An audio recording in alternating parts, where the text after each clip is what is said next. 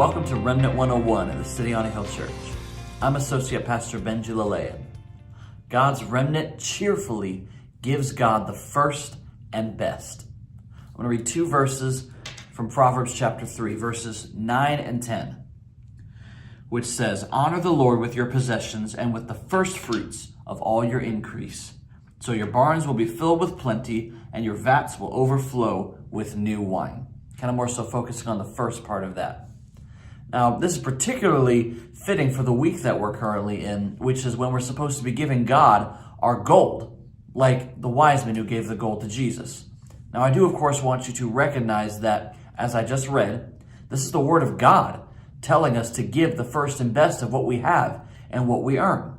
Plus, it goes very well with what my dad read from Matthew chapter 6 about laying up your treasures in heaven, because giving to God of your earthly possessions and earthly desires is absolutely a part of putting our hearts into the things of heaven and not loving our lives to death, like it's said in Revelation 12. And since, like I said, the Word of God is saying this, and my dad talked about that being a command, we of course need to view it as such. That makes it an obligation as a part of the remnant. But my word of encouragement on this is to take it a step beyond viewing it as simply an obligation. And I've seen this with a lot of people. I'm not saying that this is everyone, but if you're stuck at obligation, and obligation is the forefront of how you view giving to God, then you will give to God, but you might give to God what seems like the least you can give to believe that you have reasonably satisfied your obligation. And that is where the cheerful part needs to come into play. A cheerful giver recognizes the necessary obligation, but always has a desire to be extraordinary for God. He views giving to God as an act of worship and as a privilege. He also recognizes how giving to God the first and best is a step of faith.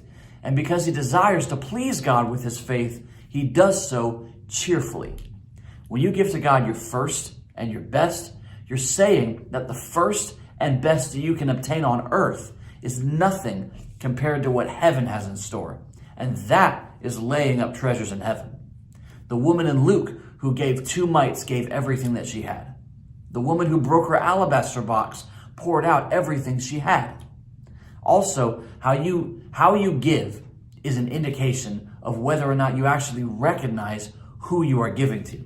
My dad on Sunday talked about frankincense and how it represents holiness and divinity. And go watch Sunday's service for a little bit more on that. But because of that representation, the wise men who brought frankincense to the baby Jesus was showing that he recognized that that baby was the Son of the Holy God, that he was giving to the divine Lord of all creation.